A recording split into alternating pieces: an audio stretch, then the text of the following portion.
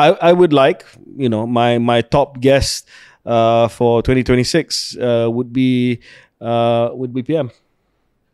I think would be PM. Yeah, we should try and to the final boss. We should final boss. Game the final boss. Final boss Malaysia.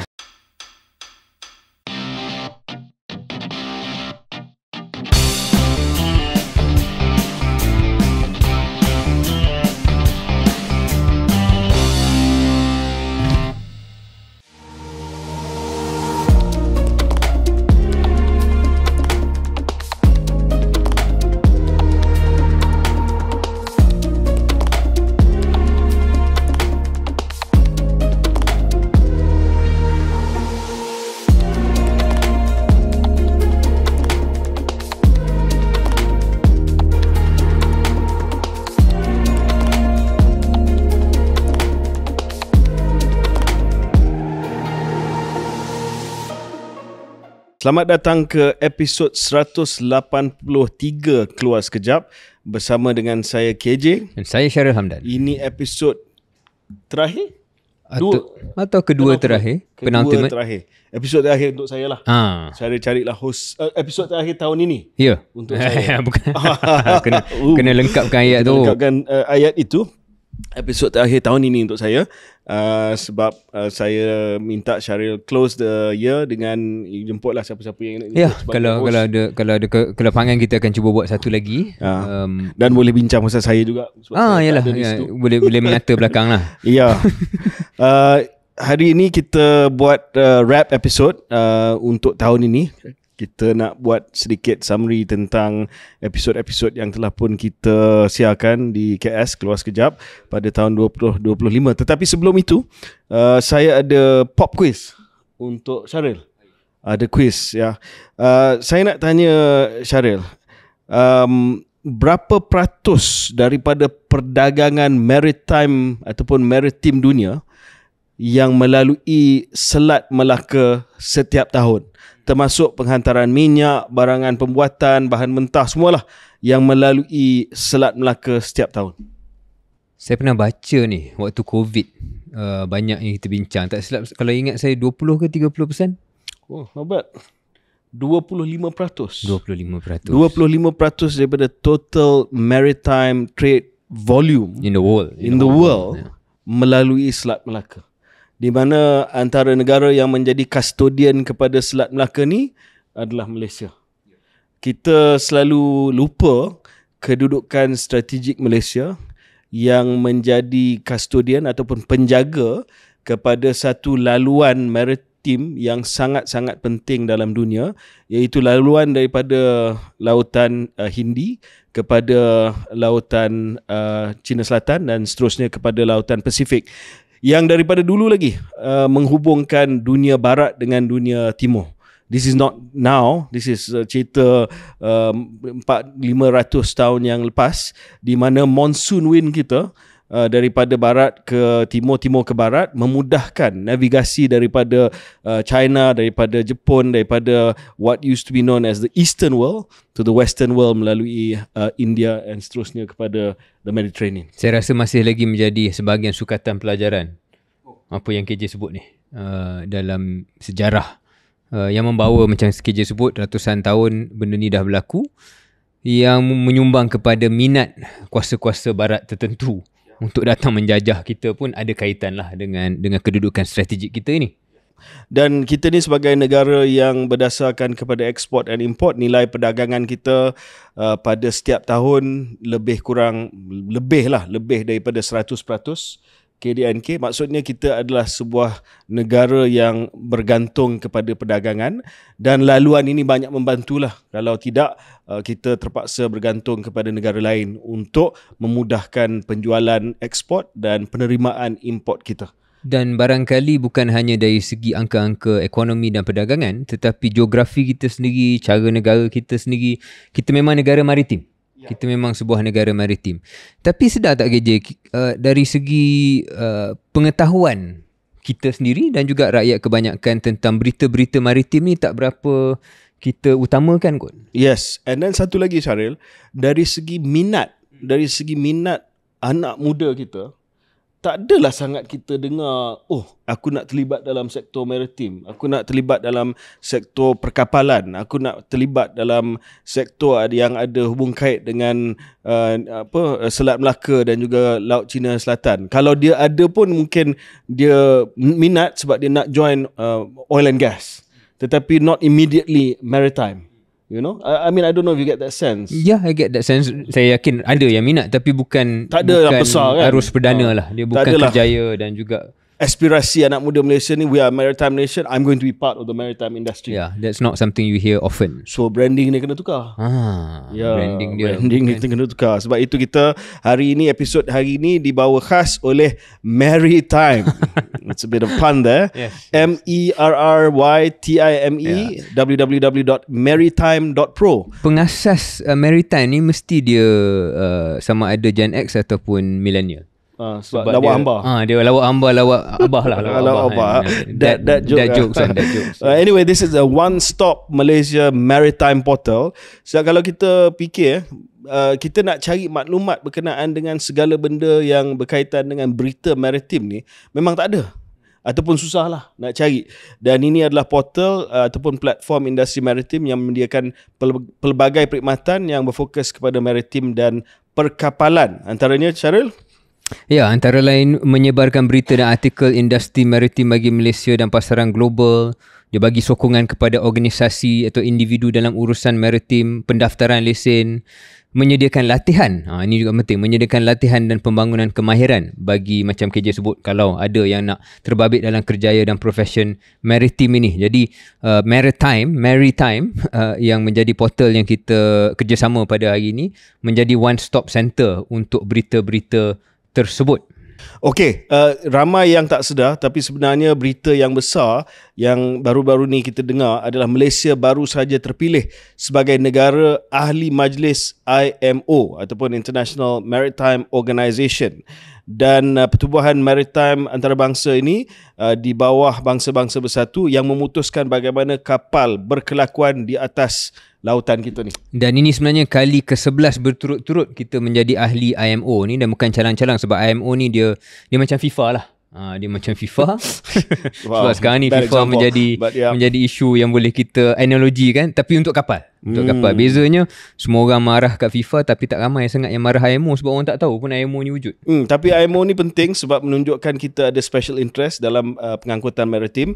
Kita ni macam saya sebutkan tadi lah, sebuah negara berdagang, trading nation. Selat Melaka tu antara laluan perkapalan yang paling sibuk di dunia. So kedudukan kita dekat IMO tu sangat relevan dan kritikal. Bermakna kita ada hak untuk bersuara dalam peraturan perkapalan global. Actually Syaril, Selat Melaka ni kita kena belagak sikit lah. Saya rasa kita tak cukup belagak. Sebab kita custodian, kita dan Indonesia dan Singapura sedikit lah custodian kepada Selat Melaka ni. Dan kita dah jaga Selat Melaka ni dengan begitu selamat, dengan begitu cantik sekali. Tak ada masalah dari segi lanun, privacy, tak ada masalah dari segi kemalangan, lalu lintas, kesesakan dan sebagainya. I think we should we should say that we are custodians of world trade. Untuk menjadi lebih dibanggakan, barangkali salah satu elemen ni lah yang cuba kita buat ni, untuk rakyat kebanyakan pun lebih memahami, supaya tak nampak benda ni macam jauh ataupun ni benda hal pelabuhan semata-mata. Kita tak nampak keseluruhan rantaian bekalan tersebut. Ya, salah satu masalah yang kita dah sebut ialah fragmentation ataupun pemecahan, di mana berita dan juga isu berkaitan dengan maritim ni tidak ada satu pusat yang tetap. So silo lah. Silo mentality. So kalau kita nak cari berita perkapalan, kita kena pergi ke website A. Nak tahu tentang kursus latihan, kena pergi website B. Dan semua ni macam tak berapa teratur. Jadi walaupun dari atas kertas kita menjadi ahli majlis IMO ni, tapi infrastruktur digital yang ada dekat Malaysia sendiri tu macam sedikit ke belakang. Dan itu membawa kita kepada rakan KS untuk episod kali ini, Maritime. Saya suka pendekatan yang mereka bawa ini sebab mereka datang dari sektor swasta yang nampak jurang ini, gap ini, dan mereka lah yang cakap dan nampak secara dasar kenapa kita tak satukan saja semua berita, konten dan juga intipati maritim ini. Ya, dan dia ada dalam dua bahasa lah. Kalau pergi kat website dia, ada dua bahasa, bahasa Melayu, bahasa Inggeris. Dan portal ni macam kita dah bagi bayangan, dia kumpulkan berita perkapalan, khususnya yang isu nasional dan international juga, tapi yang relevan kepada kita. Jadi boleh dapatkan update Mas kini tentang IMO, konvensyen-konvensyen maritim penting, peraturan pelabuhan tempatan, apa yang jadi pada dunia marine, mungkin berita berkenaan dengan alam sekitar, berkenaan dengan pelancongan maritim juga, semua tu akan ada dan sudah ada di Maritime. So sama ada kalau saya nak terlibat, nak buka syarikat perkapalan ataupun saya nak hantar staff saya pergi kursus latihan dalam bidang maritim, saya hanya perlu pergi ke Maritime saja. Betul. Dan untuk profesional dalam industri ni, mereka perlukan satu hub. Mereka dah tak perlu bergantung pada kabar angin ataupun grup WhatsApp tertentu untuk maklumat yang disepadukan. Jadi MT ni, Maritime, nak profesionalkan aliran maklumat itu kepada satu web portal. Okey, jadi kepada orang laut iaitu syarikat perkapalan, penghantar kargo atau hanya pelajar yang berminat dalam undang-undang dan kerjaya maritim boleh pergi ke portal web Maritime, MERRYTIME, sokong inisiatif tempatan yang cuba nak mengatur satu industri yang nampak agak berpecah, fragmented pada masa ini. Ya, so maritime.pro. PRO. Link ada di description kita. Kita nak Malaysia jadi Maritime Nation bukan sekadar nama tapi mesti berstruktur dan menyeluruh. Syaril, sebelum kita pergi kepada isu lain, mungkin ada dua perkara lagi saya nak sebut tentang Maritime ni, perkembangan semasa lah yang saya rasa penting dan juga exciting. Exciting yang pertama adalah pelancaran Maharani Freeport, iaitu 3 pulau baru yang akan diwujudkan di Johor ataupun di perairan Johor. Maharani Freeport sebagai satu zon bebas maritim dan juga zon bebas untuk energy free zone ataupun satu energy hub. Dia akan ada satu deep sea port, industrial park, financial hub. Ini adalah berdasarkan kepada pelancaran Maharani Energy Gateway yang telah pun disempurnakan oleh Kebawah Yang Maha Mulia Sri Paduka Baginda Yang di-Pertuan Agong. Dan Freeport ini memberi pelepasan cukai kepada perniagaan-perniagaan yang berkaitan dengan energy dan maritime, import duty exemption. Tapi yang paling seronok saya nampak di sini adalah kita cuba usahakan supaya nilai tambah yang diberi oleh negara jiran kita di bawah tu lah boleh kita ambil sikit. Dengan bahasa yang mudah, kalau Selat Melaka ini adalah lebuh raya untuk tanker-tanker besar, ini adalah stesen minyak dan juga stesen hub R&R yang kita wujudkan di Selat Melaka, so mereka tak perlu pergi ke R&R yang lebih mahal. Ni hentian dulu lah. Kita ambil dulu. Kita ambil dulu. So nak isi minyak untuk kapal, buat di situ. Nak buat processing minyak mentah, buat di situ juga. Tak perlu tak semestinya kena pergi R&R besar. Betul. Yang sedikit mahal itu. Betul. So that's exciting. Yeah, it is quite exciting untuk kita capture macam KJ sebut, bukan hanya jadi custodian tapi dapat nilai tambah ekonomi itu lebih sikit kepada kita. Dan kedua, Syaril, dalam dunia geopolitik sekarang ni di mana mata kuasa-kuasa besar sedang melihat kepada segala kegiatan yang berlaku di kawasan perairan kita, sekarang ni ada fenomena yang dikenali sebagai STS, ship to ship transfer. Ramai yang risaulah kalau berlaku ship to ship transfer daripada sebuah negara, minyak mentah daripada sebuah negara, contoh yang tak berapa mesra dengan kuasa besar, dia akan salahkan kita. Oh, it happened in your territorial waters. Dan sudah pun ada memang dah ada berita. So bila ada contohnya Maharani Freeport ni, dia buat secara jelas, secara telus dan secara mengikut undang-undang yang sedia ada ataupun undang-undang yang bakal digubal. Sebab STS ni dia bukan semata-mata STS tu jadi haram kan? No. Dia perlu dikawal selia dan ini antara kaedahnya untuk buat perkara tersebut berlaku dengan betul. Dan jumlah peluang pekerjaan KJ, selain daripada soal geopolitik dan juga kita menangkap nilai tambah tu, saya baca ada puluhan ribu lah, 45,000 sasaran peluang pekerjaan daripada Maharani Freeport ni sahaja. Jadi sekali lagi relevan apa yang kita sebut awal tadi tentang kerjaya maritim itu, ada juga projek hakiki yang boleh menyumbang. Okey, Syaril, nanti lepas sesi kedua nanti kita ada offer yang kita akan sebut daripada Maritime. Yes. Jadi jangan ke mana-mana, nanti kita akan sampaikan satu tawaran yang terbaik daripada Maritime.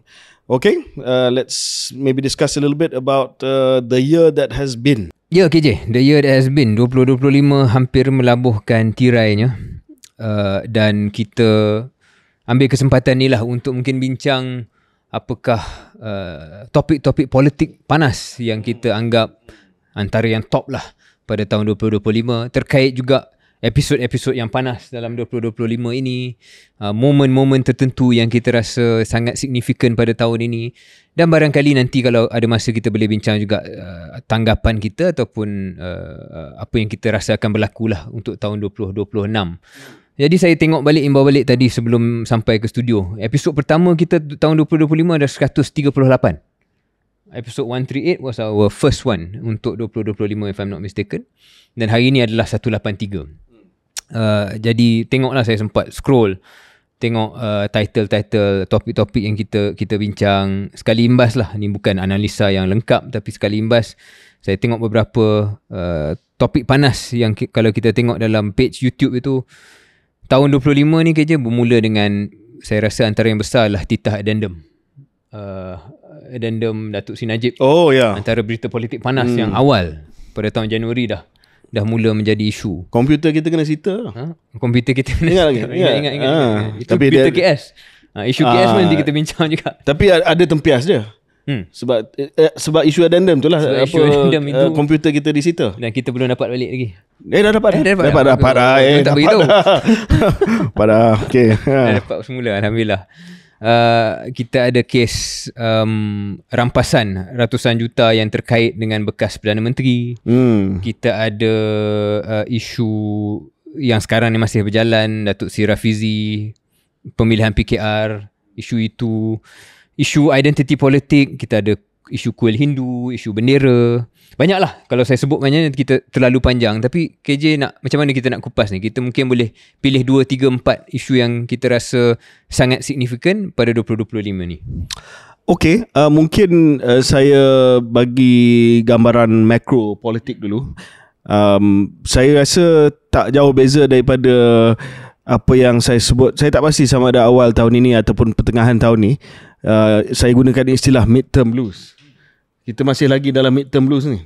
Sebab nampak midterm blues ni adalah satu fenomena di mana pada pertengahan penggal parlimen ataupun pertengahan penggal politik sebuah kerajaan, dia akan menghadapi masalah sebab pada awalnya mungkin orang excited sebab dia baru menang, baru bentukkan kerajaan, ada agenda, ada energi, ada semangat, ada tenaga untuk melaksanakan perubahan dan membawa agenda yang dijanjikan. Mungkin pada penghujung penggal itu dia akan masuk mood pilihan raya, jadi dia akan bersemangat semulalah dan dia akan janji macam-macam. Dia akan biasalah semua pihak, bukan hanya pihak kerajaan ataupun parti yang sedang menyandang kerajaan. Tetapi bila midterm blues ni, bila dah leka, dah selesa, dah alpa, dah sedikit angkuh, agenda pun berdepan dengan pelbagai rintangan, the reality of governing sets in lah, terutamanya kepada kerajaan di mana ada beberapa menteri-menteri yang tak pernah ataupun tidak pernah ada pengalaman jadi menteri. Dia betul-betul berdepan dengan reality pentadbiran di mana idealisme mereka dulu yang kata kalau kita menang kita boleh buat sesuatu itu telah pun bertemu dengan tembok reality di mana they just can't do much ataupun they cannot seem to do much.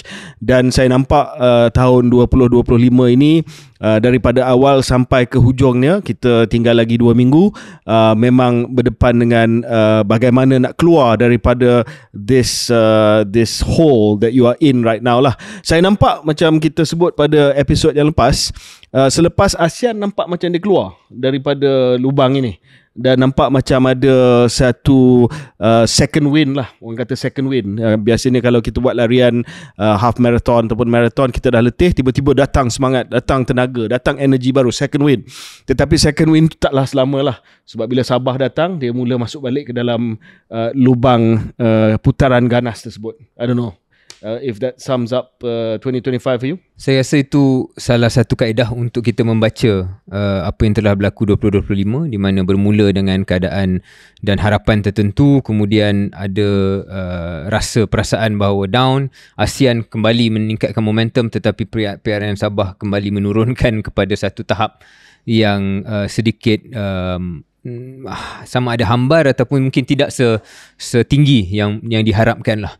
Bila kita imbau balik topik-topik ataupun ketika-ketika yang utama KJ, salah satu lagi bacaan lain yang boleh kita berikan kalau kita nak lebih positif ialah ada perkara tertentu yang saya rasa PMX dan pentadbiran ni nak buat pada 2025. Pertama ialah selesaikan ataupun lepaskan isu pemilihan parti mereka. Jadi itu ada fallout dia dan ada implikasi dia. We can talk about that. So I think that's one big moment for PMX dan pentadbiran. Kedua ialah penyasaran subsidi.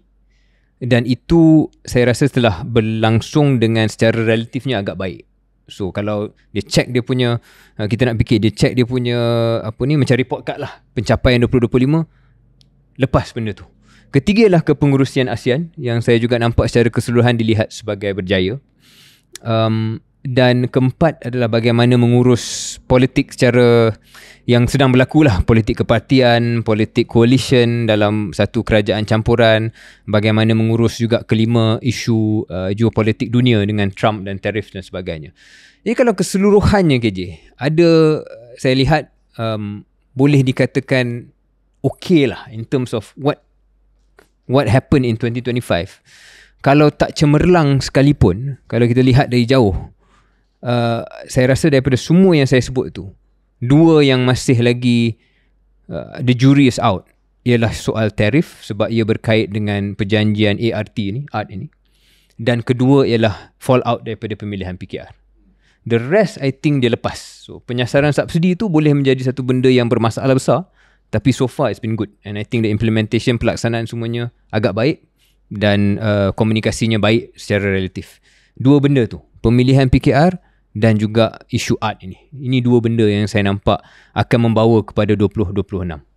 Ya, sebab banyak detail berkaitan dengan art tu masih lagi belum dia dah jelas tetapi belum ada pelaksanaan dia lagi.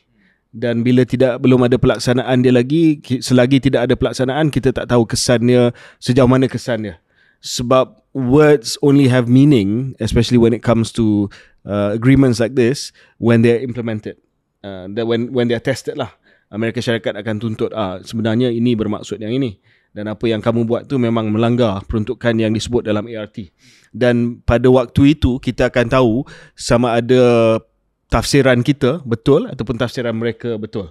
Biasanya kalau kita ada perjanjian dengan negara lain di mana terbuka kepada dua tafsiran, kita akan bawa contohnya kepada arbitrasi dan sebagainya. Tetapi bila ia melibatkan kuasa nombor satu dunia, kuasa terbesar dalam dunia, saya risau kalau ada pertikaian berdasarkan kepada tafsiran ataupun interpretation tersebut, we are going to be bullied into accepting it lah.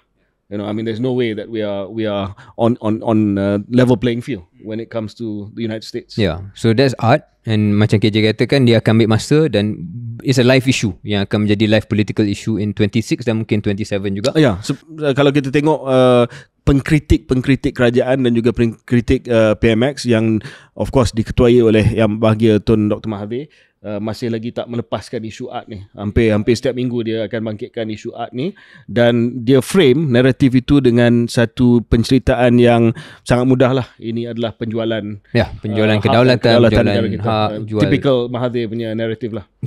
Typical political narrative yang ada baik lah, yang ada baik. So saya rasa benda tu hidup, dan mungkin kita boleh bincang tentang pemilihan PKR sekejap lagi. Tapi I just want to complete the picture sikit KJ dengan also saya rasa untuk kita buat wrap up ni, adil untuk kita sebut, okay, kalau kita lihat sebagai positif pencapaian-pencapaian beliau, dan juga I guess kalau dia nak comfortable ataupun dia nak tengok positif, menamatkan 2025 ni dalam keadaan ekonomi yang episod lepas kita cakap tentang sama ada excitement, ada keterujaan, tetapi melihat angka-angka makro, FDI tinggi. Ringgit is the strongest performing currency. Pengangguran masih lagi rendah pada 3%. Tak ada drama ekonomi, tak ada masalah ekonomi yang besar. Dalam soal politik identity, isu-isu tertentu, bendera, isu kuil Hindu dan sebagainya berjaya diurus dengan baik tanpa a big fallout. So tak ada satu, walaupun kita lihat mungkin ada orang yang mengkritik dan ketidakselesaan tu mula wujud yang kita akan cakap, tetapi there is no single issue lagi lah yang membuatkan orang kata okay, ini satu masa untuk perubahan. Ya, tetapi Syaril, saya nak balik kepada pengurusan ekonomi tadi. Secara keseluruhan saya setuju bahawa usaha untuk penyasaran semula subsidi ini berjaya, terutamanya dengan skim Budi 95 kan. Saya rasa sangat lancar dan kita ucapkan tahniah terutamanya kepada pihak pembendaharaan, kepada Kementerian Menteri Kewangan 2, Datuk Seri Amir Hamzah, who we had on the show, who explained this well. Tetapi dari segi pendapatan kerajaan, of course PM buat judgement call supaya Budi 95 ini terhad dari segi dia punya kesan. Dia hanya melibatkan kenderaan dan juga warga negara asing saja buat permulaan, and then he didn't want to touch on means tested lah. Maksudnya dia tak nak sentuh warga negara Malaysia, tak kira lah sama ada pendapatan tinggi ataupun rendah. That was his judgement call, sebab dia rasa bahawa pendapatan tambahan yang dia dapat daripada pematuhan pembayar cukai dan juga skop peluasan SST itu cukup. Jadi benda ni berkait cara, sebab you cannot just look at the subsidy rationalisation in isolation. You have to look at the fact that he decided to narrow and restrict the scope of that because PM was quite satisfied with the additional income that he would get from the expanded scope of SST. That he's getting some pushback. Kalau kita tengok antara tuntutan yang dibuat oleh Lim Guan Eng, ya, walaupun dia bukanlah isu yang besar yang menjadi satu penghalang ataupun yang menjejaskan pertumbuhan ekonomi negara pada waktu ini, tetapi it's quite clear apa yang dibangkitkan oleh Lim Guan Eng sebagai contoh, peluasan skop SST menambah beban kos kepada perniagaan, dan dia cadangkan contohnya pelindungan industri tempatan dan juga beberapa pengecualian kepada skop SST yang telah pun diperluaskan. So I wouldn't give it a full mark there because ada pushback daripada peluasan skop SST. And of course, cadangan saya adalah you are only having to do this disebabkan GST dimansuhkan. Otherwise you wouldn't have had to do this lah. Sure. But I guess what I was trying, apa kita cuba buat ialah kita bagi gambaran luas makro yang saya rasa secara keseluruhannya okey dan menjurus pada positif, dan sekarang ni kita boleh pergi kepada perincian-perincian yang mana ada isu, masalah dan benda yang perlu diselesaikan. Salah satunya KJ dah bangkitkan bila mana ada pengkritik dari dalam coalition tu sendiri, gabungan tu sendiri yang mungkin atas reaksi tentang Sabah dan sebagainya, melihat peluasan SST ni memberi beban kepada komuniti perniagaan. Dan kedua, mungkin kita boleh sebut tentang bukan hanya pengurusan ekonomi dari segi peluasan SST tu KJ, tapi dari isu-isu lain lah, isu-isu yang saya nampak perlu diurus pada tahun depan selain daripada art ialah fallout daripada pemilihan PKR ni.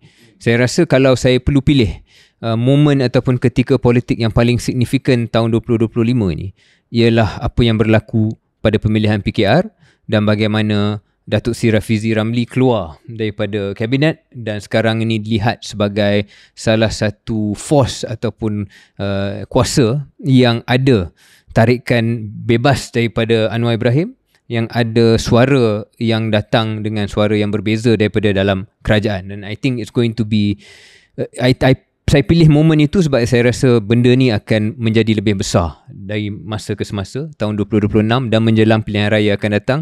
Datuk Seri Anwar has to handle this Rafizi issue more than any other single voice. Yeah, I think top 3 political news ataupun development to me, of course pemilihan PKR, you're absolutely right, was one of them. Yang kedua adalah PRN Sabah baru ni berlaku. Itu adalah kayu ukur yang paling besar dari segi sokongan rakyat di dalam pentas politik walaupun berlaku di Sabah dan peringkat negeri bukan peringkat kebangsaan pada tahun 2025. Dan mungkin yang ketiga adalah kemelut berkaitan dengan pelantikan hakim, yang mungkin tak ramai yang cakap, tetapi sebenarnya it was a big moment. It was a big moment lah, sebab dia called into question the commitment to reform itself. And what that meant for PMX. Cuma kemelut kehakiman itu setakat ini tamat, tetapi kalau besok isu-isu reform masih menjadi isu panas yang digunakan sebagai isu mengkritik PM, dia akan hidupkan balik benda ni. Maybe kita start dengan pemilihan PKR lah. Saya rasa itu antara berita yang paling besar dan masih lagi kesannya masih lagi dapat dirasai, terutamanya disebabkan pendirian Datuk Seri Rafizi yang pada hari ini sudah menjadi antara pengkritik yang paling lantang kepada kerajaan. Tetapi to be fair to him, pengkritik yang berasaskan kepada isu. Dia tak tembak personality sangatlah. Dia walaupun ada sindiran-sindiran sikit, tetapi dia bangkitkan berdasarkan kepada isu dan juga perkembangan terkini yang dari segi keputusan yang dibuat oleh kerajaan. Syaril, the school of thought here is that bila dibenarkan pertandingan dan dilihat bahawa pertandingan itu berat sebelah kepada Puan Nurul Izzah yang sekarang ini menang jawatan timbalan presiden, termasuklah hubungan ataupun talian keluarga antara PMX dan juga Izzah, dan ini telah pun menyebabkan satu krisis kepercayaan kepada keadilan di kalangan penyokong, sebahagian daripada penyokong mereka. Adakah Syaril rasa bahawa pemilihan ataupun pemilihan timbalan presiden tu yang telah mencetuskan satu perpecahan adalah sesuatu yang boleh dielak pada waktu itu, avoidable pada masa itu? Sememangnya avoidable, tapi ia bukan jalan yang dipilih oleh PMX. Yang dia dah buat pilihan bahawa berbaloi untuk diadakan pertandingan ini dan berbaloi untuk tukar timbalan presiden dengan kemenangan Puan Nurul Izzah. Tanpa kita tahu tentang the inside story of what actually happened, sebab kami bukan ahli keadilan dan kami pun tidak berada di dalam circle inner circle PMX. Kenapa Syaril rasa, this is speculation, kenapa Syaril rasa bahawa PMX pilih jalan tersebut? Dan PMX bukanlah seorang ahli politik yang baru. Dia ahli politik yang dah lama, yang pandai, yang matang. Dia tahu kesan daripada dia membenarkan ini berlaku. Why do you think it came to that point where he allowed this to happen? Again, spekulasi. Tapi pada pandangan saya, ia disebabkan beliau dah sampai satu rumusan bahawa sukar untuk dia bekerja dengan timbalan dia lah kot. That he thought it was worth it. Apa yang menyebabkan sukar untuk kerja dengan timbalan tu? Adakah disebabkan tahap kepercayaan ataupun gaya Datuk Seri Rafizi tersendiri yang dilihat mempunyai suara dan juga walaupun dia masih timbalan presiden, mungkin suaranya agak lain daripada PMX. Gaya penyampaian dan juga gaya kepimpinan Rafizi yang bukan mudah untuk disukai oleh semua. Yang dilihat agak kadang-kadang agak abrasive, bahasa Inggerisnya, iaitu dia kasar lah dalam bahasa mudahnya. Ada kasar sikit cara Datuk Seri Rafizi itu yang setengah orang boleh terima, setengah orang susah nak terima. Jadi saya rasa itu, sejauh itu yang saya boleh spekulasi. Ia berkaitan dengan the relationship must have broken down at some point. Relationship one thing, gaya kepimpinan another thing. Tetapi saya percaya ia benda yang lebih fundamental daripada itu. Dan saya cuba meletakkan diri saya di tempat Datuk Seri Anwar Ibrahim sebagai Presiden Keadilan. Why I would be pushed to a position where I'm forced to agree or forced to allow for something that I know will cause a huge fallout. But that is better than the status quo. So I'm trying to think of that. And I think it's this. Saya rasa apa yang keadaan yang telah membawa kepada perpecahan ini, pemilihan dan selepas itu perpecahan ini, adalah basically Rafizi telah memaklumkan kepada Datuk Seri Anwar, in not so many words, you be Prime Minister, but I will run the party. And I think kalau kita tengok kepada gaya kepimpinan, I think that is a reasonable theory, because memang sebelum ini sebagai timbalan presiden, banyak urusan parti diambil oleh Rafizi. Dari segi pengarah pilihan raya, dari segi pemilihan calon, dari segi susunan kepimpinan cabang-cabang keadilan. So basically saying, don't worry, I'm your supporter. Saya timbalan Presiden yang setia. Datuk Seri fokus jadi Perdana Menteri dan kita terus mendukung sebagai Presiden Keadilan. Tetapi urusan parti ni, Datuk Seri jangan risau. Jangan sibuk. Saya akan jaga. That is a situation where, I mean, as a politician and as a student of politics, will have raised a lot of alarm bells in Anwar's head and say, hang on a second, saya jadi tunggul saja, duduk di situ sebagai tree stump, lepas tu saya tak ada apa-apa peranan, saya tak ada apa-apa kuasa, dan akhirnya mungkin dalam pilihan raya yang akan datang, hampir semua senarai calon yang akan dipertandingkan oleh keadilan adalah senarai yang ditentukan oleh Rafizi. Itu salah satu manifestasi yang mungkin bacaan KJ. Apa yang saya boleh setuju dengan KJ ialah maybe one level upstream, iaitu pemusatan kuasa lah. Dan saya rasa apa yang Rafizi represented was a challenge to that concentration of power.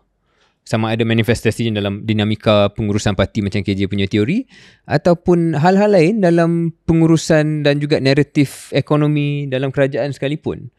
Rafizi mempunyai naratif yang tak bercanggah, tapi dia lain daripada PMX, ataupun tak mengikut sangatlah dari segi naratif ekonomi PMX tu. Jadi saya nampak it's about ultimately beliau merasakan berbaloi sebab ada satu pusat kuasa dan pengaruh yang tidak terikat sangat dengan dia. So ultimately it was that. Ya, tidak terikat tu satu. Tetapi like I said lah, boleh macam kalau Syaril rasa no, I don't think mencabar. I don't think Rafizi would have done that. Not in a million years Rafizi akan mencabar secara nyata Datuk Seri Anwar untuk kepimpinan Presiden. Sekarang ni lain lah, mungkin ada plan B, tetapi pada waktu itu. Tetapi basically I will take over everything else. And you know, we've been in a political party. Kita faham seni dan juga hubungan antara Presiden dan timbalan Presiden ni. Kalau timbalan Presiden, imagine kalau Mak Hassan kata kat Zahid, okay, you know, you jadi PM ataupun you jadi TPM, lepas tu yang lain semua calon, semua bahagian-bahagian, I yang susun. But trust me lah, we will support you. Yeah, I guess that's salah satu manifestasi benda ni lah, bila pengaruh itu ataupun pusat kuasa dan pengaruh. We are not justifying what happened. We are just saying that, I mean, we're trying to get in the head of Datuk Seri Anwar lah. Yeah. And I'm just reflecting balik apa lain yang mungkin Rafizi cakap ataupun buat sewaktu dia dalam kerajaan. Satu yang saya tertarik, ni sebelum pilihan raya ke selepas pilihan raya, tak apa nak ingat. Tapi there's one doorstop PC yang mana Rafizi secara lebih kurang cakap macam ni lah, not word for word. He basically said something around Anwar doesn't need to be protected. Sebab Anwar is Anwar. Apa yang penting ialah parti PKR ni. Something along those lines, which saya rasa dia dah repeat banyak kali, that kind of narrative. Basically, perjuangan keadilan ini lebih daripada Anwar. That's basically what he's saying, right? Anwar he's gone through so much, tapi kita nak perlu pertahankan ni adalah idealisme PKR, perjuangan PKR, which is a fair point. Tapi untuk seorang timbalan menyebut sebegitu, saya rasa lah itu salah satu lagi contoh di mana dilihat bahawa Rafizi it's not 100% Anwar man, and that became the issue. Yeah. Well, macam saya kata, perkara ni belum selesai lagi, dan saya rasa kita tak tahu penghujung dia. Saya rasa pasti akan ada some reckoning pada PRU akan datang, sama ada Rafizi and gang masih lagi bertanding di bawah tiket keadilan ataupun direhatkan ataupun mungkin memilih untuk menjadi satu kuasa bebas lah. So we wait and see. It's something that has not ended. Yeah. Syaril, ada juga beberapa berita yang sebab kita buat wrap up pada hari apa ni? 15 hari bulan Disember. Tetapi cerita tahun ini belum habis lagi sebab Saya rasa dalam ada beberapa kes mahkamah yang masih lagi kita menunggu keputusannya. Satu adalah kes berkaitan dengan addendum, kes yang berkaitan dengan 1MDB di bawah Hakim Colin Sequeira. Jadi big decisions yang akan ada big political impact akan berlaku pada hujung bulan ini, dan juga kes yang melibatkan ahli parlimen MUA. Saya tak pasti sama ada Mahkamah Persekutuan akan dapat selesaikan pada bulan ataupun tahun ini, ataupun akan mengambil sedikit masa sampai ke tahun depan. Tetapi itu juga adalah sesuatu yang akan ada shock, vibration, reverberation politik tanah air. Ya, betul. 3 kes tu lah. 3 kes tu, 2 berkenaan Datuk Seri Najib dan 1 berkenaan dengan Sadiq. Apa lagi isu yang kita rasa besar pada tahun 2025 ni KJ? 2025 of course di peringkat antarabangsa, isu selain daripada isu tariff wars. Should we talk about pembangkang dulu KJ? Mungkin kita kena sentuh juga 2025 untuk pembangkang sebelum kita pergi antarabangsa. Kita pergi antarabangsa, betul. Saya rasa pembangkang, big issue of course is this perang saudara yang sedang berlaku dalam Bersatu, dan nampak macam ada sedikit pelan damai sekarang ni. Saya nampak dalam tempoh seminggu yang lepas ini seolah-olah dah ada sedikit, at least publicly lah, dah ada mesyuarat di mana Tan Sri Mahyudin hadir, Hamzah Zainuddin hadir, Azmin Ali hadir, semua salam antara satu sama lain. Ahli-ahli majlis tertinggi mereka pun berpeluk. Wayang politik lah. Tapi wayang politik ni dia penting sebab at least dia menunjukkan bahawa walaupun perang itu masih lagi berlangsung, tetapi ada sedikit genjatan senjata. Tetapi of course, as with the Rafizi thing, I don't think this is over. I think isu perang antara Hamzah dengan Azmin ini dan juga melibatkan Tan Sri Mahyudin dan juga melibatkan secara tidak langsung PAS sebagai rakan kongsi dalam Perikatan Nasional belum selesai lagi. Jadi live issue. Kita suka bincang benda yang masih ada relevan pada 2026, bukan benda yang semata-mata berlaku pada 2025. Jadi sama sependapat, benda ni masih belum tamat dan kita tak tahu apa penamatnya dan bagaimana penamatnya. Dan seperti dalam kes Rafizi dan Datuk Seri Anwar, saya rasa ada there will be some reckoning or some conclusion lah sebelum PRU berlaku, siapa yang menjadi ketua, siapa jadi calon Perdana Menteri, apa dinamika kuasa antara PAS dan juga Bersatu, adakah cara menyelesaikan kemelut ni ataupun pemenang kemelut ni, kalau nak gunakan istilah itu, ada terkait dengan siapa yang PAS sokong dan sebagainya. Semua benda ni akan, saya rasa, lebih jelas 12 bulan daripada sekarang, sebab kita andaikanlah 2027 adalah pilihan raya yang akan datang. Jadi dalam kes ni KJ, we can talk about Bersatu, tapi just touch about PAS. Image yang kita selalu sebut tentang PAS ni adalah satu parti yang stabil berbanding dengan semua parti yang ada isu dia, yang ada drama dia. PAS is the most stable one lah. Kalau dulu kita cakap PAS dengan DAP, saya rasa DAP melalui sedikit fasa yang kepada mata yang memandang daripada luar lah. Itu caveat dia. Itu caveat dia. PAS pun ada dia punya drama. Tapi itu kehebatan dia pandai cover lah. Pandai cover tu satu skill juga, ataupun satu image kepada luar. Sebab nampak bahawa mereka tahu bagaimana nak menunjukkan image pada luar itu ada kesatuan, walaupun dalamannya sudah tentu ada isu dan sebagainya. Dan ditafsirkan ataupun akan diterjemahkan barangkali kepada kemenangan kerusi yang agak stabil jugalah. Agak stabil juga, masih kekal dengan angka yang sedia ada. Sekarang ni PAS berapa? 40 lebih. Saya rasa itu masih menjadi sasaran mereka, ataupun mungkin boleh tambah sedikit. So they will be in a comfortable position. They will end 2025 with some stability, dan akan, saya fikir, buat satu keputusan politik lah, apa yang mereka nak gunakan kestabilan itu dalam PRU 17. Adakah hendak lebih ke depan untuk meletakkan calon Perdana Menteri, hendak lebih agresif menentukan siapa pemimpin Bersatu yang mereka sokong, ataupun mereka kekal dengan satu kedudukan, okay, kita just ikut dan follow semata-mata. PAS ni dia, Syara tahu tak hashtag if you know you know? IYK. PAS adalah opposite. If you don't know, you don't know. Maknanya kalau kau tak tahu tentang masalah dalaman kita, kau tak tahu. Sebab PAS is, like I said, dia pandai cover, close party, close drama. If you're not in there, you wouldn't know. And if you're in there, you won't talk. That's the second part is the more important thing. Strength. Adalah dia terlepas cakap sikit sana-sana. Kalau kita rasa kita rapat dengan orang PAS, kadang-kadang kita dengar lah, tapi kita tak boleh tangkap the intipati complexity dalam PAS tu. You wouldn't know. If you don't know, you wouldn't know. Dalam PAS. That's a good point. Yeah. Dan saya rasa satu lagi benda yang bersatu ni rumusan dia begini, Syaril. Dia Azmin dengan Hamzah, Datuk Seri Azmin Ali dengan Datuk Seri Hamzah Zainuddin tak boleh coexist.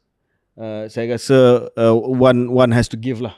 I don't think at the moment dia boleh coexist lah. Sebab itu Tan Sri Mahyudin masih lagi ada. Dan sama ada Tan Sri Mahyudin nak terus memimpin Bersatu, itu juga terpulang kepada pengurusan dalaman Bersatu pada masa ini. PAS sedang melihat Bersatu, kalau kamu tak boleh nak menguruskan masalah dalaman parti Bersatu itu dengan baik, then maybe it will come a time where kita anggap diri kita sebagai bukan hanya senior partner dari segi bilangan kursi parlimen, tetapi senior partner dari segi kita akan calonkan seorang pemimpin sebagai calon Perdana Menteri. I think that's what it will come down to. PAS's hand to do that. Dan mungkin itu antara benda yang ada pendapat berbeza lah dalam PAS. Saya boleh bayangkan itu yang menjadi salah satu isu dia, yang boleh mempunyai pandangan yang berbeza. Satu lagi sebelum kita wrap benda ni, Syaril, saya nak juga sentuh tentang this right wing Malay, I don't know use the word right, the term right wing lah, tetapi payung besar Melayu ni yang sekarang ni sibuk bermesyuarat di bawah naungan Tun Mahathir, bringing together some elements of PN. Tan Sri Mahyudin pun ada, parti-parti kecil pun ada, sahabat-sahabat lama kita macam Tan Sri Norma pun ada. Sejauh mana Syaril rasa 2026 menjelang ke PRU 16, wave ini akan menjadi lebih besar? And this is a wave not just in Malaysia but of course other parts of the world. Susah nak baca sebab saya kadang-kadang tengok politik Malaysia ni ada elemen identiti politik tersebut, tapi ada juga mereka yang melihat watak-watak yang ada dalam gabungan tersebut. Mereka semua dah ada pandangan tertentu lah. Yang negatif akan terus negatif dan kurang mahu bersama. Jadi sehingga ada sedikit defisit kepercayaan dalam setengah masyarakat terhadap gabungan tersebut, andai kata gabungan itu masih lagi diwakili secara utamanya oleh pemimpin-pemimpin yang mereka lihat mungkin sudah tamat waktu dan sebagainya. Secara terhormatlah, bukan kita nak jadi mengatakan semata-mata mereka berumur, mereka tidak ada peranan, bukan sebegitu, tapi pandangan orang dah terpahat apakah pandangan mereka tentang individu-individu tertentu tersebut. Jadi saya nampak itu mungkin menjadi had kepada kekuatan gabungan itu dari segi menggunakan soal kesatuan Melayu sebagai platform politik. Tetapi ia masih boleh jadi kuat andai kata dia menjadi alternatif. Dia menjadi landasan alternatif yang orang tak suka pada kerajaan ni boleh pergi ke situ. Jadi dia bukan bergantung semata-mata kepada konsep kesatuan Melayu, tetapi alternatif yang mana orang akan boleh kata, okey, kenapa bukan Perikatan Nasional? Tapi kadang-kala kalau kita lihat penjenamaan PN itu dengan isu bersatu dalamannya sedikit bermasalah, salah satu cara ialah kita pakai platform yang lain yang sebenarnya berkait dengan PN in some fundamental way, tetapi dijenamakan dan jurucakapnya berbeza, hierarkinya berbeza. Jadi saya nampak itu yang kita kena track pada 2026. Momentum gabungan ini sebagai gabungan alternatif kepada mereka yang kalau tak suka kepada ART, tak suka kepada PH, tak suka kepada Datuk Seri Anwar, boleh mula pergi ke situ. Itu yang kita kena track sejauh mana momentum itu. Dan berkait sikit dengan ini KJ, saya tahu KJ ada bincang benda ni dengan Dr. Kian Ming waktu saya tidak bersama dalam episod tu, iaitu apakah peranan UMNO dan juga langkah UMNO pada tahun 2026. Ramai yang hantar tangkap layar kepada kita tentang kenyataan Datuk Seri Zahid katanya, yang mana mengatakan bahawa PRU 17 UMNO akan bertanding atau MBN akan bertanding secara solo. Itu fake news kan? Was it fake news? I don't know. I didn't see any other.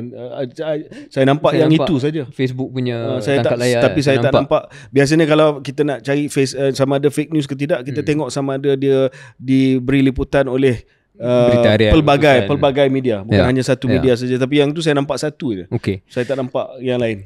Kita kena semak sama ada betul atau tidak, sebab betul saya secara peribadi hanya nampak tangkap layar Facebook tersebut. Kita akan check sama ada betul atau tidak. Kalau betul, kita kekalkan segmen ini. Kerana dalam satu sudut ialah kenyataan macam ni mungkin dilihat sebagai tak sangat jauh berbeza daripada apa yang selama ni Datuk Zahid dan lain selalu bercakap, iaitu bertanding dengan lambang sendiri.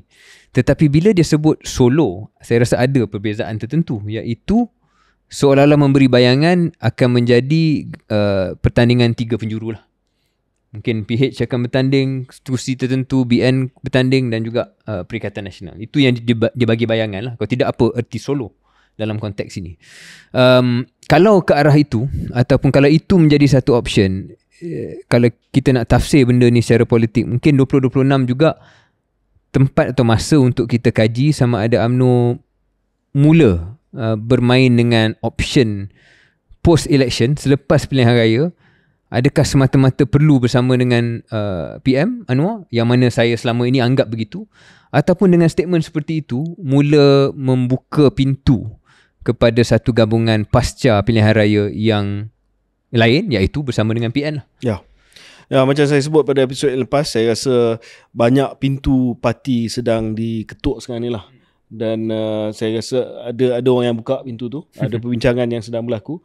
Dan especially selepas PRN Sabah ni,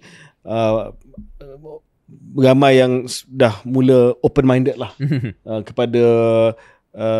kepada senario, kepada permutation yang mungkin sebelum ini dia rasa adalah no-go. Dan kalau itu benar KJ, that is probably the singular reason yang kita akan sebut bahawa Datuk Seri Anwar is in a slightly weakened position berbanding dengan awal 2025. So in the end, if this is an issue he has to deal with, kalau ada risiko, kalau dia rasa bahawa kawan-kawan dia dalam gabungan itu tidak tight seperti mana sebelum ini, tidak ketat seperti mana sebelum ini, tidak rapi, dia akan mulalah ada kesan politik dan kesan pentadbiran yang lebih mendalam. Jadi kalau saya dalam kedudukan PMS, this is one issue I need to solve quickly. Sebab segala yang orang cakap tentang kehebatan ataupun kebaikan pentadbiran selama ini adalah kestabilan politik, kemampuan Datuk Seri Anwar untuk mengurus rakan-rakan lain datang dari parti yang berbeza. Tapi selepas PRN Sabah ni mula dah bunyi dan nampak ada sedikit bukan simbol. Hanya dengan BN tapi DAP sendiri. Ya, DAP dah mula bersuara. Jadi he probably needs to solve this quickly dalam masa sebulan 2 ni, supaya kembali kepada satu kedudukan yang dia rasa dia dapat memimpin tanpa drama ataupun tanpa kekhawatiran bahawa ada mereka dalam gabungan dia sendiri yang tidak selesa. Ya. Okey, mungkin sebelum kita break nak cerita sikit tentang berita antarabangsa yang paling signifikan. Sebelum itu saya nak ucapkan takziah kepada penduduk di Sydney sebab berlakunya satu serangan semalam di pantai Bondi. Yang telah pun ada 15 lebih kematian setakat ini yang diketahui. We don't know the full details yet. Ada macam-macam andaian yang telah pun dibuat di dalam berita tentang identiti penembak. Dan juga ada seorang, tak pasti cara tengok ke tidak, ada seorang yang telah dia telah berjaya untuk merampas senjata daripada seorang daripada penembak itu. Ahmad. Turns out he's called Ahmad Al-Ahmad. We're not sure. Ada berita yang kata dia Muslim, but he's Ahmad Al-Ahmad. So it put a lot of context dalam usaha berita daripada sumber-sumber tertentu yang biasalah yang nak rush untuk mengatakan bahawa this is Muslim terrorism. Dan kita ucapkan takziah dan mengharap bahawa mereka yang masih cedera itu dapat diselamatkan nyawanya di hospital. But the most significant international news, of course, Gaza for me.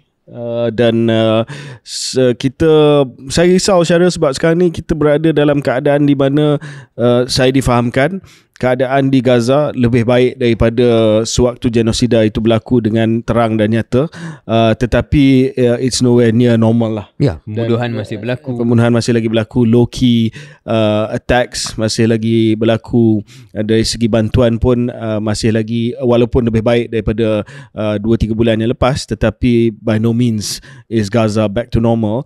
Saya risau satu perkara saja, because now it's just forgotten. Dan dalam keadaan dilupa ini adalah adalah keadaan di mana Israel dia memang akan mengambil kesempatan tersebut. Israel is very smart at that. Dia dah terpaksa berhenti dia punya genosida disebabkan satu plan pendamaian yang telah pun diusahakan oleh Donald Trump dan Amerika Syarikat.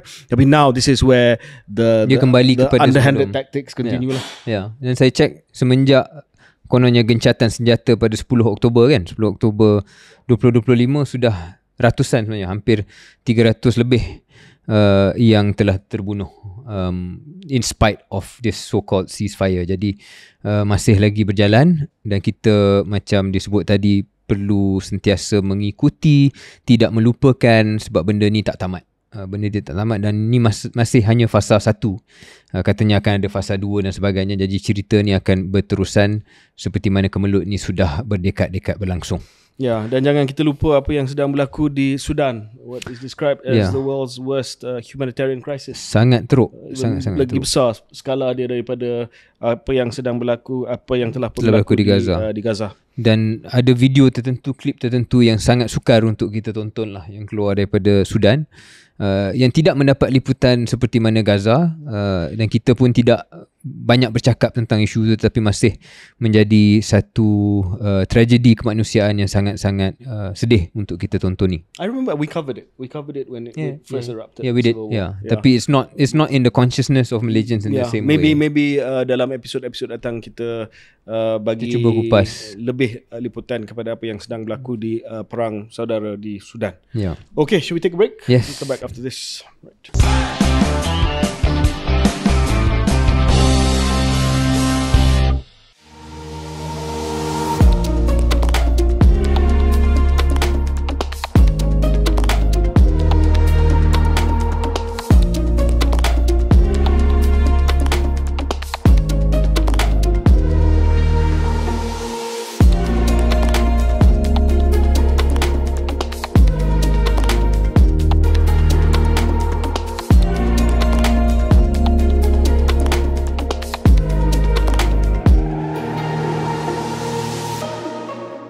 Selamat kembali ke episod 183 KS yang dibawa khas oleh Marytime, MERRYTIME ataupun MT. Sebelum kita pergi ke topik seterusnya, saya nak cakap balik sesuatu yang kita sebutkan tadi secara ringkas. Malaysia dipilih ke Majlis International Maritime Organisation untuk tahun 2026 hingga 2027. Kita ni dah sama tinggi dan sama besar peranan seperti ahli-ahli majlis yang lain, Amerika Syarikat, United Kingdom, China, Korea, Panama, Australia dan juga Kesatuan United Arab Emirates dan banyak lagi. Ya, pencapaian besar, kukuhkan kedudukan kita sebagai negara maritim. Tapi sudah tentu ada kebertanggungjawab kita sebagai sebuah negara maritim, KJ. Kita ada pelabuhan macam Pelabuhan Klang, Tanjung Pelepas, Bintulu. Semua ni sebahagian daripada rantaian bekalan global. Kalau mereka batuk sikit, industri perkapalan itu sendiri boleh demam. Port Klang misalnya dah masuk antara 10 pelabuhan terbaik dunia tahun 2025. Jadi secara umum pelabuhan dan perkapalan kita ni tak boleh demam lah, KJ. Ya, kita sebenarnya menjadi antara choke point yang paling penting dalam dunia, dan maritime ini adalah sesuatu yang tak boleh ada masalah disebabkan choke point yang saya sebutkan tadi. Kapal kalau dia sangkut dekat satu lagi choke point, kalau Selat Melaka satu choke point, ada satu lagi choke point yang lagi kecil, contohnya di Suez Canal. Baru orang rasa kesan ya, sebab bila ada choke point dekat Suez, barang akan naik, harga barang akan naik, disrupt the supply chain, global supply chain. Kedudukan kita di Malaysia betul-betul dekat Selat Melaka, selat yang antara paling sibuk di dunia. Kita penjaga kepada laluan perkapalan antarabangsa. We are in control, custodian as I said, of one of the most important maritime straits or choke points in the world. KJ, tadi kita sebut tentang bagaimana penting untuk kita bukan hanya gah atas kertas mengetahui tentang kedudukan kita, tentang kepentingan kita dalam industri ataupun dalam rantaian bekalan global ini sebagai negara maritim, tapi perlu juga ada portal supaya ramai yang memahami tentang berita-berita maritim. Tapi satu lagi perkara yang penting, bukan semata-mata berita KJ, lebih penting barangkali ialah di lapangan itu sendiri, pemain industri ni tak boleh dibiarkan pening. Sebab sekarang ni kita dimaklumkan dia macam pening sikit. Sebab apa? Sebab birokrasi. Bila kita tanya mereka yang dalam industri ni, sebagai contoh, nak mohon domestic shipping license, DSL, nak daftar kapal layar atau nak buat lesen bot sekalipun, proses tu sendiri dikatakan agak rumit. Mereka perlu ke banyak lapisan untuk selesaikan dokumentasi, pematuhan ketetapan kerajaan, dan tak semua yang digital, masih lagi banyak yang manual. Ambil masa panjang dan rumit. Adakah ini pengalaman Syaril sendiri sebab nak daftar kapal layar? Orang Melayu panggil kapal layar ni sebagai yacht. Yacht. Yacht. It's pronounced yacht, guys. Yacht. It's not a yacht. It's not a yacht. It's a yacht. Yacht. Saya masih lagi berada dalam Alhamdulillah T20, tapi belum lagi sampai T0.2. Belum sampai tahap yacht. Belum sampai tahap yacht. Okey, orang cakap memang dia masa yang panjang dan rumit. Kalau tak ada isu beratur panjang dan berbelit-belit, bukan lesen kerajaan lah namanya. Skrip ni pun amboi. Mana kata kita punya kemudahan nak berniaga dalam maritim itu sendiri kena tambah baik. Dan itulah sebabnya saya berminat dengan rakan kongsi kita segmen ni, MT ataupun Maritime. Mereka meletakkan diri mereka sebagai one-stop portal web maritime sehenti. Betul, bukan sekadar portal berita dan maklumat. Mereka pada asasnya adalah kuasa perundingan industri. Dia nak meletakkan diri sebagai kuasa perundingan industri. Kalau nak kapal, nak selesaikan DSL, nak daftarkan Yacht, yang merupakan pasaran pelancongan Malaysia ni semakin berkembang, ada rupanya kapal layar ni. Jadi maritime ni nak selesaikan lah, nak bantu selesaikan dari segi pelesenan, pendaftaran, supaya anda tak perlu melalui proses yang rumit itu. So macam concierge untuk pematuhan maritim. Macam concierge, sangat tepat. Pemilik bisnes tak perlulah pening kepala ke hulu ke hilir, biar maritime yang uruskan. Yang saya suka, mereka tak berhenti hanya menjadi compliance consultants and runners. Mereka sebenarnya sedang membina industri maritim kita. Sebab banyak je dalam isu pengurusan bersama dengan agensi kerajaan ni, kita ada runner nak buat JPJ, ada runner. So maritime tak nak buat macam tu je lah. Dia bukan semata-mata jadi runner untuk anda, tapi dia ada minat untuk membina ekosistem ni dengan lebih dahsyat lagi. Okey, yang part yang saya suka dalam laman web mereka tekankan contohnya latihan ESG, Environmental, Social dan Governance dalam maritim. Benda ni kritikal. Perkapalan kita tengah menuju decarbonisation. Kita nak cuba kurangkan pengeluaran karbon daripada kapal-kapal dan juga industri maritim. Kalau pemain industri kita tak faham ESG, tak faham green shipping, kita akan ketinggalan. So sebagai contoh, Maritime ataupun MT tawarkan professional maritime and ESG training. Ini adalah sesuatu yang bertaraf profesional peringkat tinggi, bukan latihan tangkap muat sahaja. Dan untuk tambah kandungan intelektual itu, mereka akan terbitkan artikel dan pandangan, op-ed lah, Perkapalan Nasional. Jadi jika anda nak membaca analisis tentang ke mana arah industri perkapalan, arah aliran pasaran, apakah kemaskini undang-undang laut antarabangsa, MT akan ada semua ini. Dia mewujudkan the thinking industry. Satu lagi Syaril, saya fikir ini konsisten dengan perkara yang selalu kita bincangkan, youth and opportunity. Tadi kita sebut tentang peluang pekerjaan di industri maritim. Jadi Maritime, MERRYTIME, menawarkan ceramah kerjaya maritim percuma. Satu lagi yang istimewa MT bagi hari ini, Syaril, voucher percuma untuk kursus induksi maritim. Wow, jadi ni kerjasama bersama KS kot. Free, tak payah bayar apa-apa. Ya, free, tak payah bayar apa-apa, percuma saja. Jadi untuk universiti, college, undergrad, postgrad, students yang terfikir ada masa depan ke dalam industri maritim ini, MT sedia bagi pendedahan. Saya fikir ini adalah satu inisiatif CSR yang sangat bagus, Syaril. Ya, jadi jika anda datang daripada mana-mana syarikat, organisasi yang dah ada cabang dalam bidang perkapalan, atau ada staf yang baru nak menjejaki industri maritim ini, sesi kursus induksi maritim secara percuma diberikan oleh MT khas kepada penonton dan pendengar setia podcast Keluar Sekejap hari ini. Hantar email kepada hola, HOLA @maritime.pro. dengan kod subjek KSX Maritime. KSX Maritime kita akan letak dalam video. Okay, ni dah nampak satu benda yang holistik. So semua yang minat dalam industri maritime, please check it out. Sama ada anda memerlukan lesen perkapalan atau anda ingin meningkatkan kemahiran maritime pasukan anda, pergi ke MT. Pautan ada dalam penerangan kami. Kita nak beri sokongan bisnes yang ada nilai tambah kepada agenda dan dasar besar negara Malaysia yang merupakan negara maritim. Sokong maritim tempatan, semak maritime. Okay Syaril, mungkin kita nak wrap up episod ini dengan sedikit fakta-fakta menarik tentang episod-episod tahun ini. Ya, fakta-fakta menarik dan mungkin lebih penting lagi kita nak bincang tentang refleksi kita tentang episod-episod KS lah secara keseluruhan. Jadi kita minta tim kita untuk bekalkan data dan statistik tentang 2025. Do you know what the most watched episode was? Forever ataupun? No, 2025. 2025 kalau saya teka ialah episod sama ada dengan Puan Naimah ataupun dengan ZRA. Setakat hari ini episod pengalaman saudara Zainal Rashid ke Palestin merupakan episod yang paling ditonton di YouTube lah. Di YouTube lah, ini Spotify YouTube lain. Sebab kita ada Spotify lain.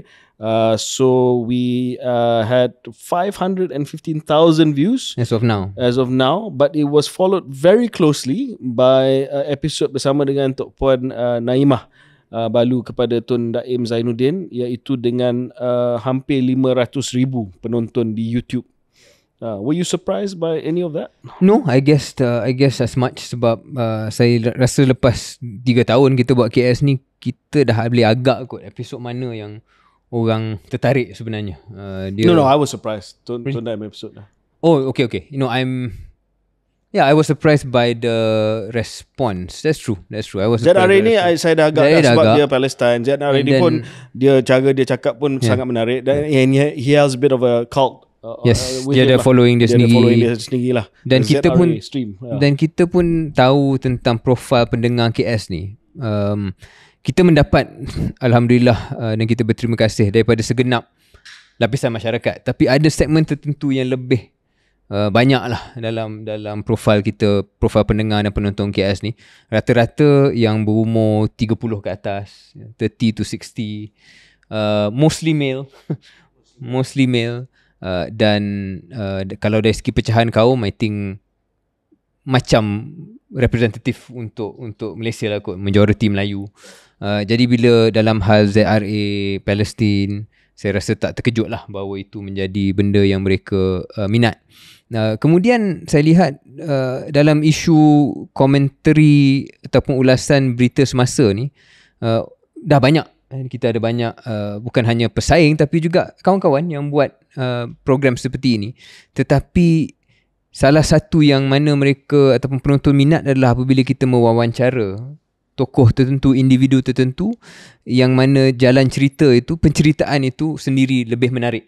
Dan saya rasa sebab itu saya kurang terkejut lah bila ZRA dan I guess to a lesser extent Puan Naimah menjadi episod yang menarik. You know, tim kita ada bagi juga satu fakta menarik berkaitan dengan episode with the highest watch time. Maknanya tempoh yang penonton itu menonton.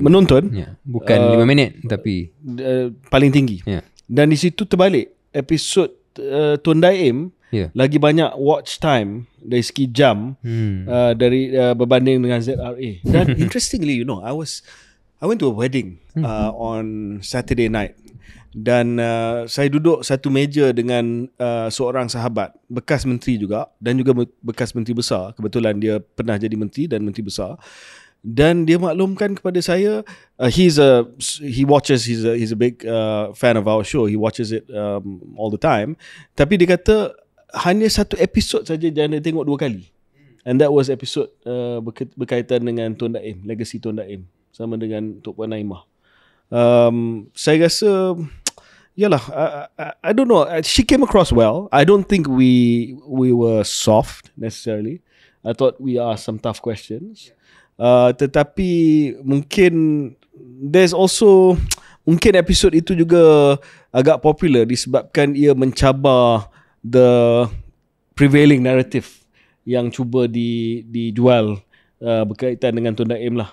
Dan ini adalah satu pandangan ataupun naratif yang cuba mengimbangi legacy beliau. I think that was part of the attraction. Betul, sebahagiannya adalah apabila naratif tu lain, dan saya sebut pada episod selepas itu juga pada pandangan saya berkenaan dengan pencapaian seorang tokoh Melayu, jadi ada romantisme di situ.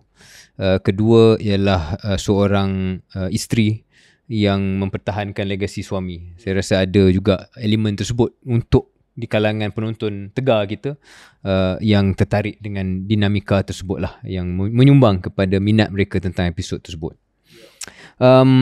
But I guess selain daripada kita tengok angka-angka semata-mata, untuk lihat 2025 dan KS ni, ada beberapa perkara yang saya rasa baru, pembaharuan sedikit demi sedikit yang kita buat. Misalnya inilah tahun yang kita mula memperkenal dengan lebih banyak host-host tetamu lah, guest host, yang kita cuba beberapa individu untuk kita merancakkan lagi dan bawa perbezaan sedikit dalam dinamika KS ini supaya tidak terikat sangat-sangat bersama dengan K dan S. I think I wish we could have done a bit more, dan saya harap kita akan lebih banyak pada tahun 2026, dan kita mendapatlah ulasan dan tim memberikan sedikit maklum balas tentang apa yang penonton cakap dan pendengar cakap. Dan saya rasa penonton dan pendengar KS ni mereka masing-masing ada pandangan yang agak keras tentang KS secara keseluruhannya. Tapi saya harap mereka juga boleh beri peluang kepada tetamu-tetamu yang lain yang mungkin ada kelebihan tertentu meskipun ada kekurangan tertentu, untuk diberi masa, sebab dia bukan senang untuk terus menjadi host dalam satu podcast yang sudah 3 tahun, yang sudah ada dinamika dia, ada rhythm dia. Untuk tiba-tiba masuk, dia bukan 1-2 episod saja, tapi mungkin mengambil masa untuk mencari tapak. Saya rasa itu kejayaan kecil pada tahun 2025. Kedua ialah kita juga 25 ni melalui satu episod yang menarik berkaitan dengan Singapura, khususnya satu episod di mana kita telah mewawancara Ketua Pembangkang Singapura Pritam Singh, yang membawa kepada sedikit kontroversi, terutamanya di Singapura itu sendiri, yang mana mereka kurang selesa lah lebihnya kurang selesa dengan Pritam kerana pilih untuk datang ke podcast Malaysia. Tapi kita dapat tempias sedikit lah tentang wawancara itu sendiri. And I thought that was a unexpected experience. Saya tidak menjangka kan kita akan melalui seminggu, 2-3 minggu sedikit kontroversi di negara jiran kita. So those two things kerja that I think stand out for me lah 2025. Guest host and also that Pritam episode. I like the episode Pritam. Saya rasa dia betul-betul memperluaskan reach kita. Dan telah pun saya tak tahu nak guna perkataan ini ataupun tidak, dia mendedahkan sesuatu tentang Singapura yang selama ini kita suspek ada, tetapi memang respons daripada terutamanya PAP terhadap episod interview kita dengan Pritam Singh itu expose some very very deep insecurities lah yang masih lagi ada di kalangan pimpinan Singapura terhadap Malaysia. Macam kita sebut tempoh hari, when it was at the peak of its controversy, kalau kita adalah BBC, bukanlah kita perasan kita BBC, tapi kalau kita podcast daripada negara UK, US, Jepun, saya tak rasa responnya begitu. Tapi disebabkan ia Malaysia, ada sedikit rasa kurang selesa di situ. Tapi Pritam selepas itu saya dimaklumkan dan saya tengok dah pergi ke podcast Singapura. So I guess it's a non-issue now. Dan kita masih lagi ditanya, orang Malaysia dan ahli politik Malaysia masih lagi ditemu bual dan ditanya oleh media-media Singapura. So that carries on as usual. And the irony is not lost on anyone who realizes that. Ya, dan untuk mereka yang rasa kita berat sebelah, tidak beri tumpuan kepada parti tertentu ataupun kepada pemimpin tertentu, I just want to report that we did well. We had cabinet ministers. Kita ada Datuk Seri Amir Hamzah. We had Zafrul when he was still a cabinet minister. We had the Menteri Besar of Selangor on. We had Hamzah Zainuddin, Ketua Pembangkang on. We had the two Wan brothers, Waf and Wan Saiful on. So, saya sentiasa bangga sebab kita bagi ruang kepada semua. Selagi mereka nak datang lah. Dan mungkin nak tanya juga kepada pendengar dan penonton KS, siapa yang anda ingin melihat tampil di sofa KS untuk tahun 2026. Ada yang kita jemput yang tak nak datang. Ada. Kita tak boleh sebut lah. Kita tak sebut lah. Tak payah malukan orang. Tak gentle lah. Ada yang kita masih lagi kejar. I would like, my top guest for 2026 would be PM. I think would be PM. Yeah, we should try and get to the final boss lah. We should final boss. Game aja the final boss. Final boss Malaysia. Yeah, at some point. I mean, kalau 2027 mungkin dah terlalu dekat dengan plan raya. Tapi But do you think he'll do it? Yeah. I mean, I think sometimes he's okay, then sometimes he gets annoyed with us. I know he was a bit annoyed with the Tondayam episode. You heard about that as well. Yeah. I mean, but it is what it is lah. Dia tahap annoyed tu okay lah. Dia tak marah, dia annoyed. Dia annoyed. So but yeah, we'd love to have him on. I think siapa lagi? No, let's just to continue about whether you think he'll be on. The problem is saya rasa je akan ada ramai dikelilingi beliau yang akan kata jangan bagi muka kat KS. Why you want to go KS? You want to go podcast, go different podcast dulu.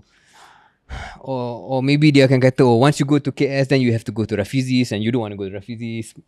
Contoh lah, saya boleh bayangkan itu nasihat-nasihat konservatif. Jadi maybe this is my sort of my trying to encourage ataupun provoke Datuk Seri Anwar kalau dia melihat klip ini untuk sekali-sekala tak perlu mendengar penasihat yang konservatif itu dan datanglah ke sofa KS sebab kita akan memberi ruang yang begitu luas dan soalan kita akan berbeza daripada bernama Awani yang curated. Kita punya soalan ni lain dan anda akan diberi peluang untuk respon dengan sehebat-hebatnya. Ya, betul. I mean, kalau anda sebagai pendengar dan juga penonton KS daripada awal lagi, we can be tough, but there's never a gotcha moment. Kita tak pernah, we're not out there to get you lah. And some people ask me apa beza dia podcast KS dengan podcast yang lain. Saya rasa okay, if you like macam Syaril kata tadi lah, if we were just a couple of journalists, young-ish, we would not have the credibility to ask some of the questions that we do. I mean, you're a bit younger than me. Maybe I offer the years under me to help, and then you come in with more incisive and pointed questions. Tapi it's not just having a podcast and asking those questions. You have to look at who's asking that question. I think that's very important. Yes, and I think also mungkin kita ada kebebasan sedikit. Saya tak kata bahawa badan media yang sedia ada, legacy media tak ada kemampuan, tapi maybe there's a different kind of culture. Dah ada satu budaya tertentu, cara bertanya, soalan yang boleh ditanya, kena ada senarai soalan dulu. Kita tak pernah share dengan tetamu kita, langsung tak pernah. Dan antara lain kenapa kita tak pernah kongsikan soalan kepada tetamu ialah kita pun tak ada senarai soalan. Kita ada senarai topik kerangka lah. Kita ada kerangka. Kita nak touch benda ni, touch benda tu. Tapi inilah soalan yang saya akan tanya. Saya pun tak tahu apa yang saya akan tanya. Bergantung kepada the flow perbualan itu. Yang itu membuatkan KS mungkin berbeza sedikit daripada yang lain. Tapi akan ada yang kata kalau nak panggil di PM, kenapa tak panggil TPM? Boleh je. I think boleh, tak ada masalah. Tak ada masalah. Ada dua TPM. Dua-dua pun kita boleh panggil, tak ada masalah. Tak ada masalah. So 2026 itu pun final underboss. Final underboss. Final boss UMNO dan final underboss Sarawak. Dia bukan final boss Sarawak. Final boss Sarawak kita dah interview dah. Yes. Final boss pass belum lagi. Final boss pass. So kita kena wrap up semua. Final boss bersatu pun belum lagi. Banyak final boss kita belum lagi. Banyak final bosses yang kita boleh jemput lagi. Okay, so itu memberi gambaran bahawa 2026 itu sasaran kita lah. KS masih lagi relevan. KS masih lagi podcast politik nombor 1 di rantau Asia Tenggara. Reach kita pada tahun ini insyaAllah kita akan melepasi total reach, audience reach across all platforms, sama ada Instagram, YouTube, Spotify, TikTok, Facebook, 217 million views and impressions. Wow. That's what we did this year. Okay. Yeah, Alhamdulillah. That's not half bad. That's not bad. Dan, Dan sebenarnya kita dengan peredaran masa KS ni KJ, kita dah tengok walaupun produk asas kita adalah yang YouTube dan Spotify, the actual full podcast, tapi now we are seeing lah, is the clips, the TikTok clips, the Instagram clips, itu yang mendapat reach yang lebih luas. Reach yang lebih luas. Sebab ramai yang yang tak tengok pun the full episode. Dia akan tengok the clips. That also gives us engagement and reach. Dan kita perlu lebih, dan kita mengambil tanggungjawab itulah untuk cuba, I guess, be discipline dan bertanggungjawab tentang cara penyampaian klip itu, supaya tidak, mungkin kita nak dapatkan reach dan likes dan sebagainya, tapi it has to be representative of the conversation dan bukan semata-mata hook untuk dapatkan view. And untuk tahun 2025 kita telah pun melaksanakan satu jelajah yang berjaya di United Kingdom. Kita telah pun mengadakan 2 live show yang sold out di Manchester dan juga di London. So tahun 2026 rasa-rasa ada lagi satu tour yang kita nak buat. Boleh. Live show. Boleh, saya rasa tak mustahil. Satu ada permintaan di dalam negara. Dia kata pergi London je, pergi UK je, biasalah kan. So kita kena buat satu live show mungkin di Malaysia. Kita banyak buat live show, tapi biasanya dia partnership dengan partnership. It's a partnership event. So maybe we need to do a standalone live show in Malaysia. Tetapi saya rasa sebab saya juga minta team production kita check geographic distribution of views. Of course sebahagian besar adalah Malaysia, tetapi nombor 2 adalah Singapura. Tapi saya rasa kita tak boleh live show kat Singapura. Tak nak. I don't think after the Become Sing episode we're gonna do it in Singapore. Indonesia. Oh really? 406,000 views. Okay. Brunei 137,000 views. Ni orang Malaysia ke orang Brunei ni? Brunei ramai, saya jumpa juga dengan orang Brunei. Dia kata you punya KS best lah. So Indonesia, saya rasa orang Indonesia pun tengok juga KS. Dan kalau kita pergi ke UK tahun ini, UK 44,000 views saja. Tak ramai pun. Ada satu tempat yang lebih daripada itu, yang mungkin ada diaspora Malaysia yang ramai, yang mungkin kita boleh pertimbangkan. Australia, 68,000. We can go to Melbourne. Maybe we can go to Australia. So tolong jawab di ruang komentar siapa anda nak melihat di Sofa KS dan di manakah kita patut pergi buat live show kita untuk tahun 2026. Sama ada antarabangsa ataupun tempatan. Tapi menjurus pada itu KJ, sambil kita dah di penghujung episod ini, kalau ada kesempatan mungkin saya akan buat satu lagi episod sebelum kita tamatkan. I think you should dan, do last episode. Kalau boleh saya minta kepada penonton untuk bagi juga ulasan, komen tentang maklum balas tentang KS, tetapi juga tentang berita-berita yang anda rasa paling hangat dan paling signifikan pada tahun 2025. Tadi kita dah bincang sedikit pandangan kita. Mungkin anda ada ulasan tertentu ataupun ada pandangan berbeza. Dan juga apa yang anda andaikan akan berlaku pada 2026. What you watching for dari segi politik untuk tahun 2026, yang kita juga boleh ulas pada episod akhir nanti insyaAllah kalau kita buat. Jadi bukan semata-mata mana anda nak kita pergi pada 26, tetapi juga bagilah komen dan ulasan tentang isu politik 2025 dan 2026 untuk kita ulas pada episod akhir nanti.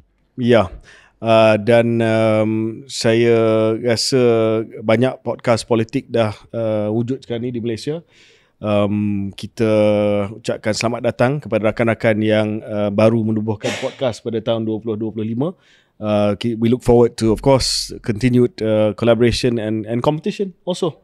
Mungkin some of the podcast kalau dia rasa dia nak bergabung dengan kita, anytime. Kita agak terbuka. Kalau Nazmi rasa dia nak jual podcast dia kepada kita, we can make an offer when he comes. Enterprise value RM5. Yeah, we value it now lah. Value it now.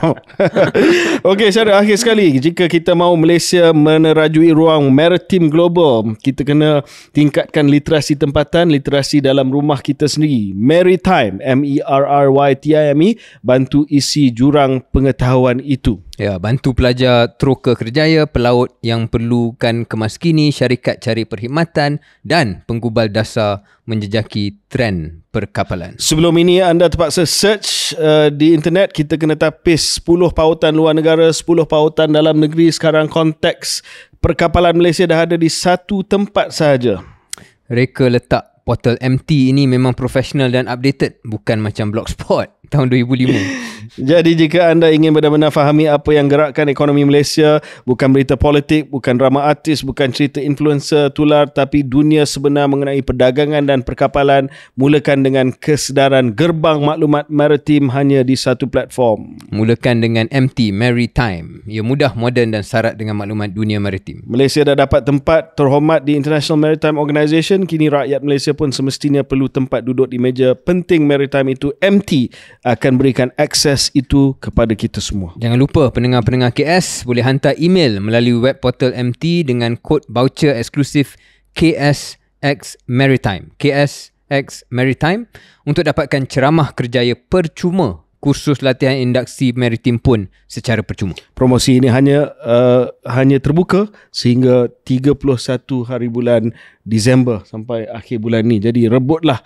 peluang bersama dengan Maritime. Okay, Syaril, that's all for me. That's all for you. 2025. Syaril hutang satu episod lagi. Ya, saya akan mungkin kita panggil guest host ramai-ramai 3-4 orang. Ya. Kita buat round table sikit untuk bincang komen-komen daripada penonton, dan kalau nak mengumpat depan-depan KJ pun kita boleh try untuk cakap, sebab KJ takkan ada dalam episod yang akan datang. Okay, see you next year.